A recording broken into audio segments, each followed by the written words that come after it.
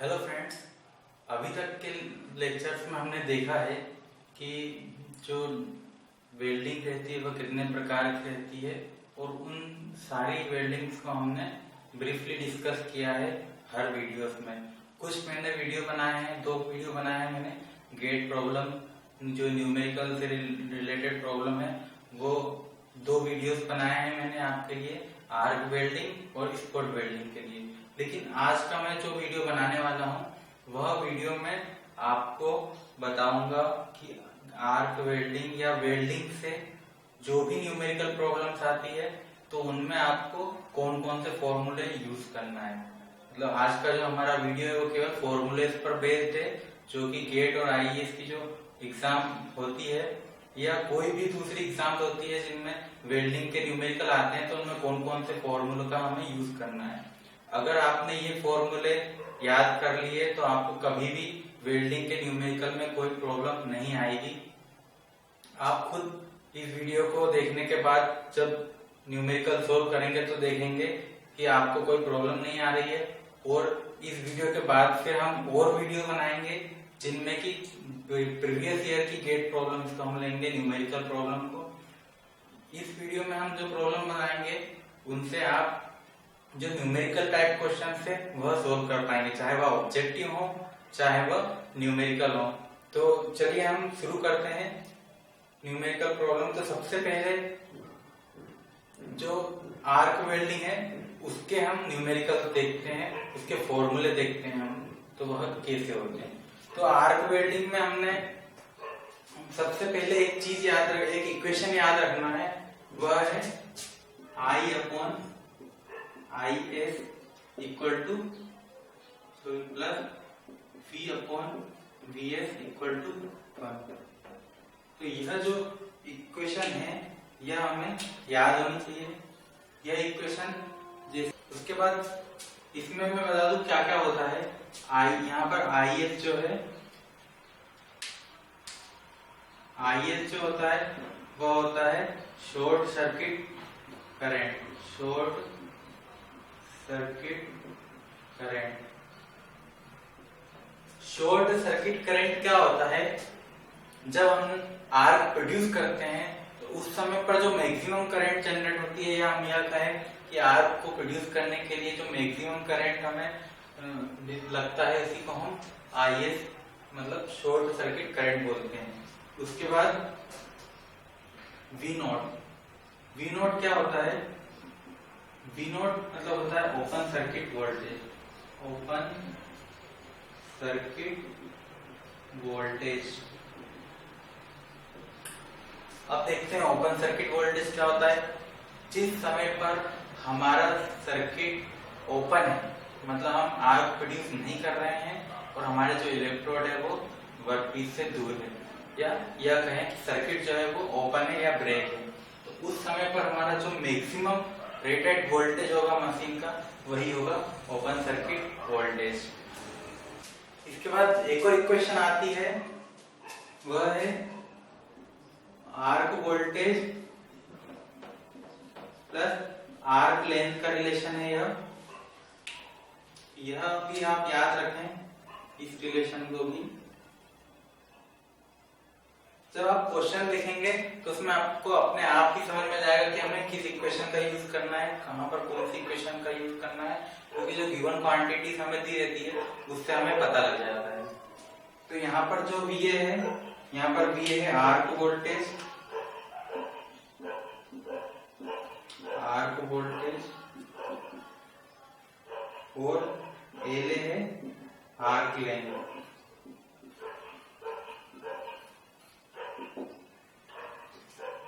इन 2 equation को आपको हमेशा याद रखना ही है, क्योंकि अगर आर्क वेल्डिंग का क्वेश्चन आता है और आपको ये 2 इक्वेशन नहीं पता है तो आप उस क्वेश्चंस को, जो मैक्सिमम क्वेश्चंस होते हैं आर्क वेल्डिंग के ऊपर, तो उनमें आप इन क्वेश्चंस को सोल्व नहीं कर पाएंगे। इसके बाद हमने इसमें दो टाइप की मशीन देखी थी, एक कांस्टेंट करंट और एक कांस्टेंट वोल्टेज। तो दोनों को हम देख लेते हैं। एक देखी थी कांस्टेंट करंट और एक होती थी कांस्टेंट वोल्टेज। कांस्टेंट करंट और कांस्टेंट वोल्टेज दोनों वेल्डिंग कैसी होती है इसमें देखते हैं, दोनों मशीन किस टाइप से होती है। जैसे कांस्टेंट करंट यहाँ पर लिखा है कांस्टेंट करंट मशीन, तो कांस्टेंट करंट मशीन में क्या होता है, जब हम आर्क के वोल्टेज को थोड़ा बहुत चेंज करते हैं तो उसके कारण जो करंट रहता है वह उसमें ज्यादा चेंजेस नहीं आता है। लेकिन जो कांस्टेंट वोल्टेज मशीन रहती है उसमें जब हम आर्क वोल्टेज में थोड़ा बहुत चेंज करते हैं तो उसके कारण जो ये आर्क करंट जो रहता है इसमें बहुत ज्यादा चेंजेस आता है। तो इसीलिए हम जो कांस्टेंट वोल्टेज मशीन रहती है उन्हें ऑटोमेटिक वेल्डिंग के लिए यूज करते हैं या सेमी ऑटोमेटिक के लिए, और constant current type welding machine जो रहती है हम मैनुअल वेल्डिंग के लिए करते हैं, यूज करते हैं। तो जो कांस्टेंट करंट टाइप रहती है मशीन इन्हें हम ड्रॉप कैरेक्टरिस्टिक्स की रहती है, और कांस्टेंट वोल्टेज जो रहती है वह लीनियर कैरेक्टरिस्टिक्स की रहती है, लीनियर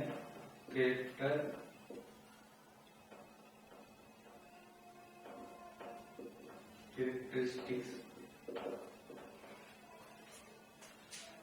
इस टाइप से ड्रॉप कैरेक्टरिस्टिक्स की रहती है और यह लीनियर कैरेक्टरिस्टिक्स की रहती है। इससे कोई मतलब नहीं हमें बस इतना देखना है कि जब भी क्वेश्चन में आएगा तो या तो वह कांस्टेंट करंट या कांस्टेंट वोल्टेज मशीन लिख के देगा हमें, या फिर ड्रॉप कैरेक्टरिस्टिक्स और लीनियर कैरेक्टरिस्टिक्स लिख करके हमें बताएगा कि कौन सी टाइप की मशीन हमें यूज करना है। तो इनका हमें कब यूज पड़ता है, किस टाइप के क्वेश्चन में यूज पड़ता है, जब हमें स्टेबल आर्क निकालना हो या स्टेबल आर्क के लिए करंट या वोल्टेज निकालना हो, तब हम देखेंगे कि मशीन ड्रॉप कैरेक्टरिस्टिक्स की है या लीनियर कैरेक्टरिस्टिक्स की है। अगर ड्रॉप कैरेक्टरिस्टिक्स देगा या कांस्टेंट करंट देगा तो हमें ऑप्टिमम करंट जो मिलेगा या जिस भी स्टेट में वह करंट पूछ रहा है वह हमें आर्क के जो करंट है उसके इक्वल रखना पड़ेगा जब स्टेबल आर्क मिलती है।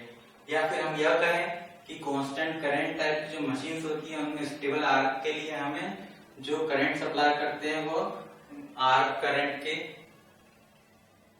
इक्वल रहना चाहिए। क्या यह कंडीशन होती है कि आईपी जो होता है वह आईए के इक्वल होता है कांस्टेंट करंट वेल्डिंग मशीन्स में। लेकिन कांस्टेंट वोल्टेज मशीन्स में हमें अगर स्टेबल आर्क चाहिए तो उसके लिए हमें Vp इक्वल टू VA लेना पड़ेगा। बस यही चीज हमें यहाँ देखना है। उसके बाद में इससे कोई मतलब नहीं है लीनियर कैरेक्टरिस्टिक्स और ड्रॉप कैरेक्टरिस्टिक्स के। यहाँ पर आर्क वेल्डिंग में जो क्वेश्चंस के टाइप होते हैं जब हम न्यूमेरिकल करेंगे तो उससे आपको अच्छे समझ में आएगा कि हमें जो प्रॉब्लम रहती है वह किस टाइप से वह लोग पूछते हैं। कभी वह मैक्सिमम पावर के लिए पूछते हैं, कभी आर्क लेंथ निकालने को बोलते हैं। तो इस टाइप से अलग अलग चेंजेस करके वह उन्हीं प्रॉब्लम्स को घुमा फिरा करके देखते हैं। मेथड सबकी जो रहती है वह सेम रहती है, फॉर्मूले 2-3 फॉर्मूले हैं उनसे वह निकालते हैं। लेकिन अगर वह आपको मैक्सिमम पावर के लिए कुछ पूछ रहा है तो फिर आपके लिए बहुत आसानी हो जाती है, बहुत आसान है। मैक्सिमम पावर के लिए अगर वो कुछ बोलता है या निकालने को देता है तो जैसे आपको उन्होंने ओपन सर्किट वोल्टेज दे दिया 80 वोल्ट और शॉर्ट सर्किट करंट दे दिया 150 एम्पियर 150 एम्पियर, और वह आपसे पूछ रहा है कि मैक्सिमम पावर के लिए वोल्टेज और करंट कितना होगा या मैक्सिमम पावर कितना होगा। तो इसके लिए आपको क्या करना है, फॉर 8 मैक्सिमम पावर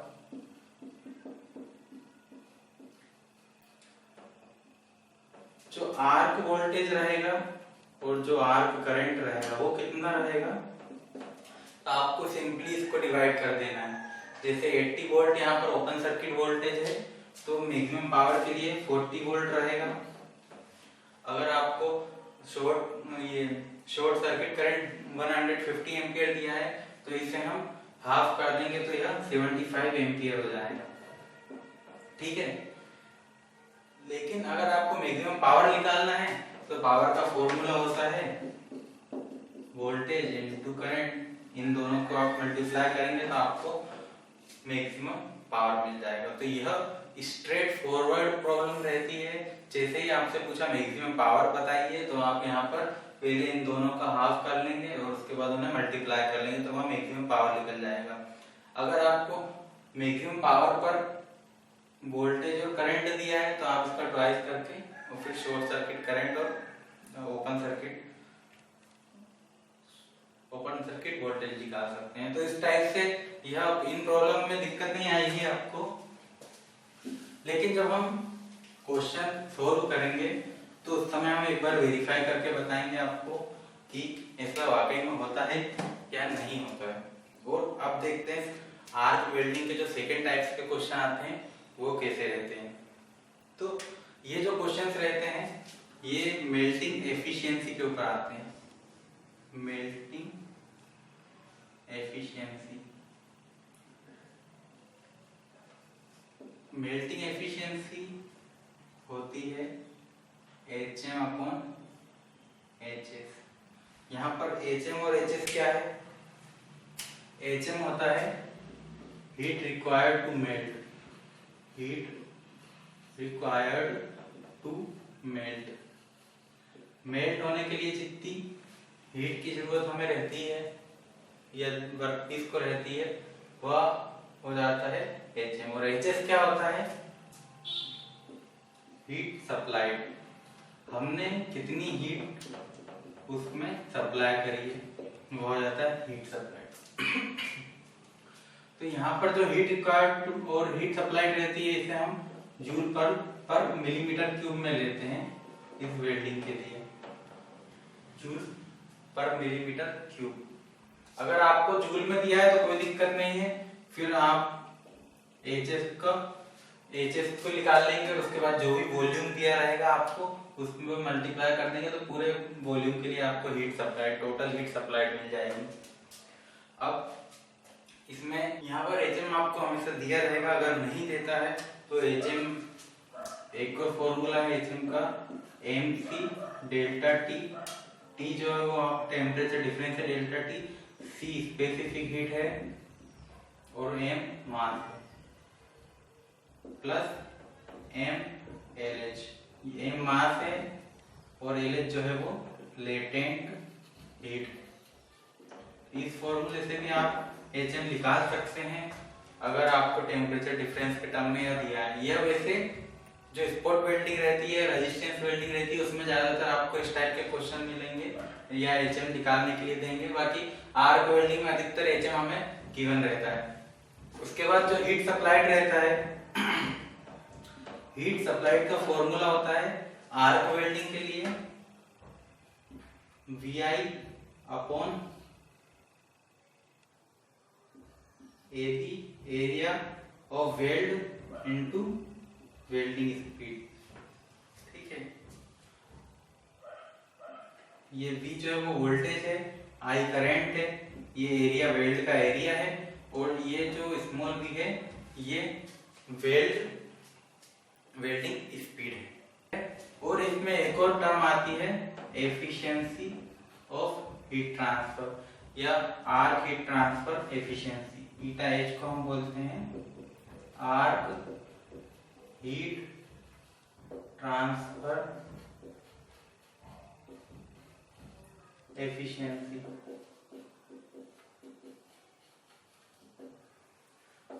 मतलब जितनी आपने हीट सप्लाइड करी क्या वह पूरी हीट मेटल को मिली है? नहीं मिलती है, कुछ लॉसेस हो जाती है या एटमॉस्फेयर में ट्रांसफर हो जाती है।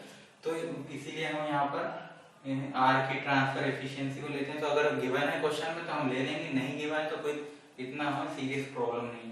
तो इसमें देखते हैं हम कि ये इस टाइप से रहता है एरिया, इस टाइप से जैसे कोई वेल्ड दिया है हमें, दो प्लेट हम जोड़ रहे हैं,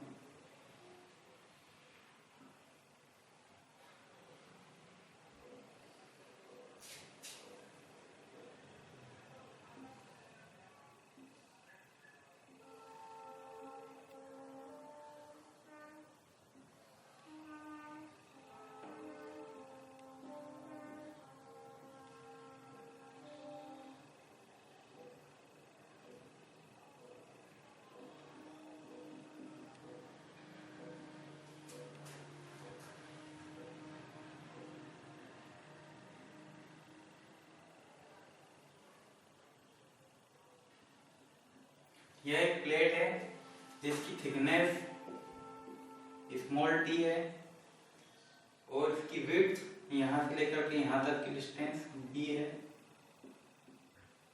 और लीनियर वेल्डिंग स्पीड बी है। इसको बोलते हैं लीनियर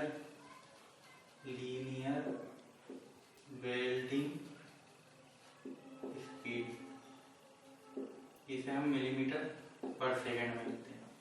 यहाँ पर जो करंट टी थिकनेस है यह भी मिलीमीटर में आएगी, बी भी मिलीमीटर में आएगा। तो यहाँ पर एरिया ऑफ वेल्ड कितना हो जाएगा, टी इंटू बी, ये हो जाएगा मिलीमीटर स्क्वायर। उसके बाद यहाँ पर जो वोल्टेज है उसकी यूनिट V की यूनिट वोल्टेज है, I की यूनिट एम्पियर है।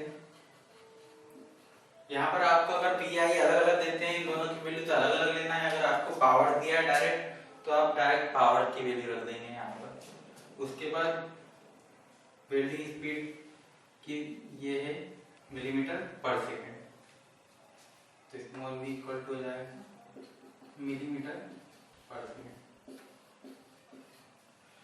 इन फॉर्मूलों का यूज करके आप आर्क वेल्डिंग के क्वेश्चन को सोल्व कर सकते हैं अगर इस टाइप के क्वेश्चन आते हैं तो। इसमें रेजिस्टेंस वेल्डिंग जो रहती है उसमें ज्यादा चेंजेस नहीं होता है।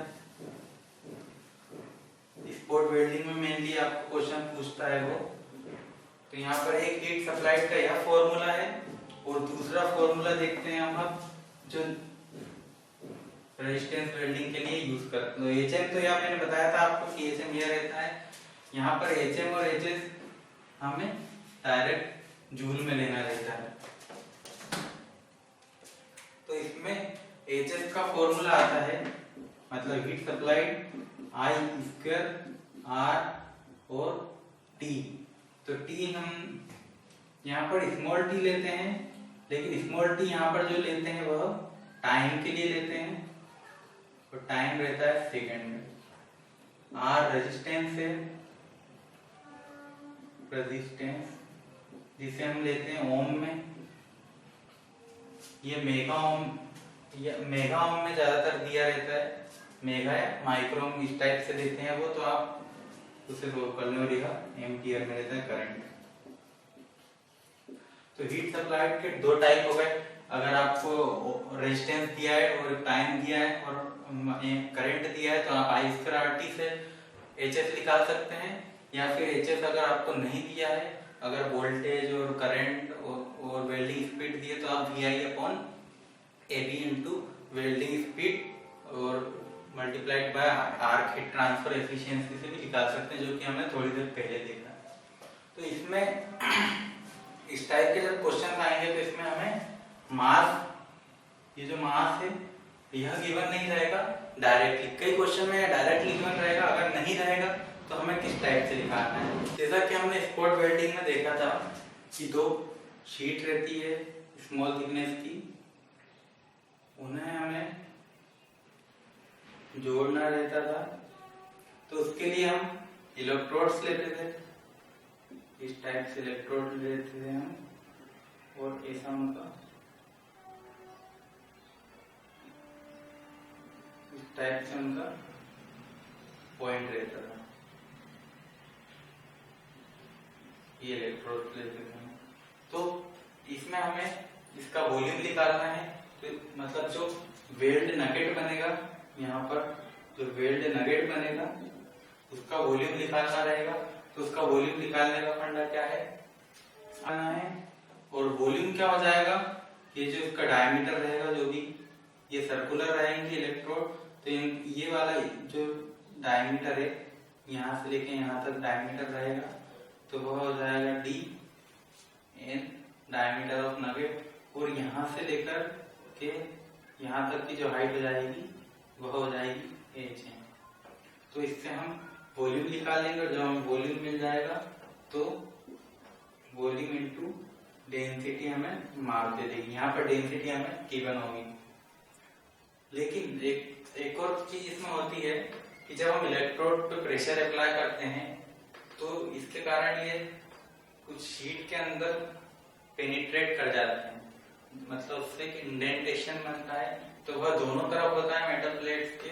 तो इसीलिए हम जब यहाँ पर HN निकालेंगे तो अगर हमें इंडेंटेशन दिया है तो उसे लेंगे, नहीं तो नहीं लेंगे।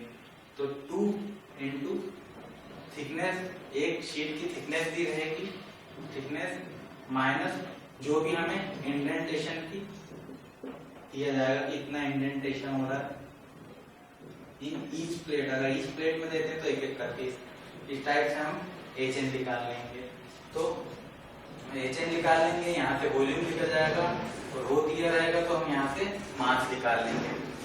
इसमें क्वेश्चन सोल्व करते समय आपको एक चीज का ध्यान रखना पड़ेगा, जो रो है वो उसकी यूनिट क्या है। अगर रो की यूनिट मिलीमीटर के हिसाब से दी हुई है, मीटर क्यूब या जो, और इसमें आपको मिलीमीटर में आप सोल्व कर रहे हैं मिलीमीटर क्यूब, तो आपको यहाँ पर ध्यान रखना पड़ेगा कि इतना यूनिट कन्वर्जन करना पड़ेगा। तो इस टाइप से आप फिर रेजिस्टेंस वेल्डिंग की प्रॉब्लम को सोल्व कर सकते हैं। उसके अलावा एक और क्वेश्चन आता है आर्क वेल्डिंग में, जिसमें ड्यूटी साइकिल दिया हुआ होता है। आपको एक ड्यूटी साइकिल दिया रहता है, एक करंट के लिए, करंट की एक वैल्यू गिवन होती है, और फिर उसके बाद आपको दूसरा करंट की वैल्यू गिवन होती है, उसमें बताना रहता है कि ड्यूटी साइकिल क्या होता है। जैसे आपको ड्यूटी साइकिल दिया है 60% और करंट दिया है 1500 एम्पियर, और वह बोल रहा है कि 3000 एम्पियर करंट पर ड्यूटी साइकिल कितना होगा। तो इसके लिए आप क्या करेंगे, I1/D1 = I2/D2 इस फॉर्मूले में रखेंगे इनकी वैल्यू और सोल्व कर लेंगे, आपको D2 की वैल्यू मिल जाएगी। तो यह एक सिंपल क्वेश्चन है, एक ही क्वेश्चन आया है जहां तक अभी गेट में, तो आप इसे भी ध्यान में रखें। उसके बाद गैस वेल्डिंग के कुछ क्वेश्चन आते हैं। तो गैस वेल्डिंग में फ्लेम के क्वेश्चन आते हैं। फ्लेम हमने देखा था कि ऑक्सी एसिटिलीन फ्लेम रहती है, 3 टाइप की होती है, एक होती है न्यूट्रल, दूसरी होती है ऑक्सीडाइजिंग और थर्ड होती है कार्बोराइजिंग, इसमें और रिड्यूसिंग। तो इन तीनों के इनर कोन के टेम्परेचर पूछ लेता है। न्यूट्रल का रहता है 3200 डिग्री सेंटीग्रेड, ऑक्सीडाइजिंग का रहता है 3300 डिग्री सेंटीग्रेड, और कार्बोराइजिंग का रहता है 2900 डिग्री सेंटीग्रेड। इस टाइप से इसके डायरेक्ट इनर कोन के टेम्परेचर पूछ लेता है।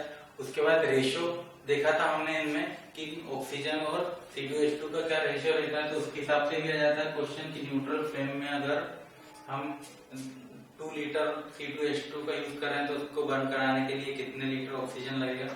तो यह किसी में भी दे सकता है, ऑक्सीडाइजिंग में, कार्बोराइजिंग में या न्यूट्रल में। तो इसके लिए रेशियो होता है O2/C2H2। न्यूट्रल में 1/1 होता है।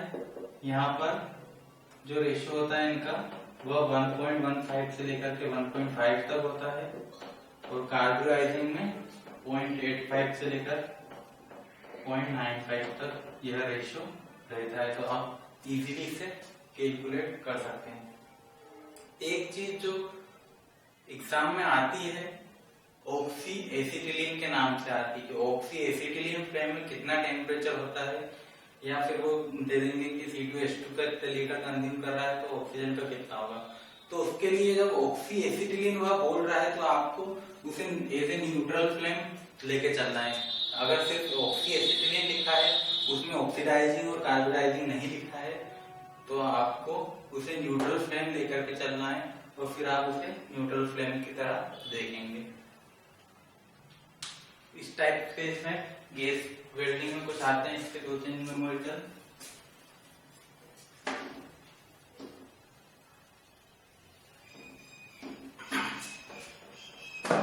उसके अलावा जो रेजिस्टेंस वेल्डिंग होती है, रेजिस्टेंस वेल्डिंग में एक और देखा था हमने, resistance welding, flash butt welding, flash butt welding, इसमें इस टाइप से रहते थे। इलेक्ट्रोड हमारे जो दो शाफ्ट रहती थी उन्हीं को हम इलेक्ट्रोड बनाते थे और उनमें फिर हीट सप्लाई कराते थे, और जब मेटल पिघल जाता था तो हम उन्हें फिर प्रेशर देते थे। तो यहाँ पर प्रेशर देते थे और उसके कारण यहाँ पे वेल्डेड जॉइंट मिलता था। तो इसमें हम वॉल्यूम कैसे फाइंड करेंगे, इसका वॉल्यूम जो हमें इसका जो डायमीटर रहेगा वही लेना है हमें π/4, और HN क्या लेंगे हम, यह इसकी हाइट रहेगी। वॉल्यूम π/4 d² H, तो इससे हमें इसका वॉल्यूम मिल जाएगा।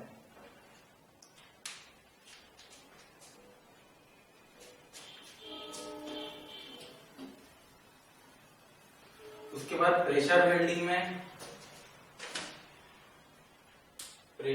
में हमने देखा था कि हमें किसी शाफ्ट को या किसी दो uniaxial coaxial shaft element object को जोड़ना पड़ता था। हम एक को ऐसे सॉलिड से फिक्स्ड कर देते थे या एक्सेल से माउंट कर देते और दूसरे को रोटेशनल मोशन देते थे, हम रोटेशनल मोशन देते थे।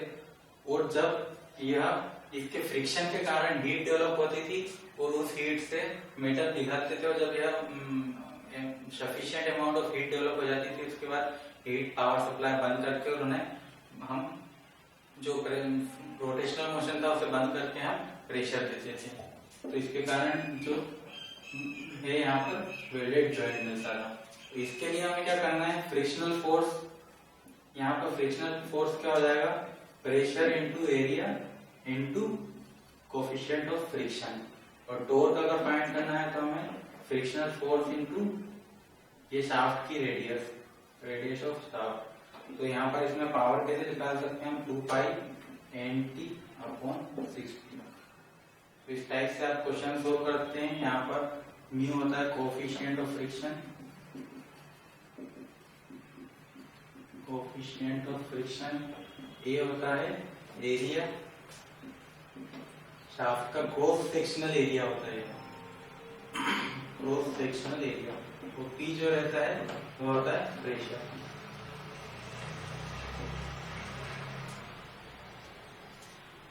तो फ्रेंड्स, इस वीडियो में हमने कुछ फॉर्मूले देखे हैं। अगर आपको यह वीडियो पसंद आया हो तो इसे लाइक करें, कमेंट करें, शेयर करें और हमारे चैनल को सब्सक्राइब करना ना भूलें, क्योंकि अगर आप हमारे चैनल को सब्सक्राइब करते हैं तो जब भी हम नई वीडियो बनाकर अपलोड करते हैं आपके पास एक नोटिफिकेशन पहुंच जाता है। इसके अलावा हम अब आगे जो नेक्स्ट वीडियो बनाएंगे, आज ही कुछ वीडियो अपलोड करेंगे और कुछ वीडियो नेक्स्ट डे अपलोड करेंगे, उसमें हम गेट की और ज्यादा से ज्यादा न्यूमेरिकल प्रॉब्लम्स को इंक्लूड करेंगे। Thanks for watching.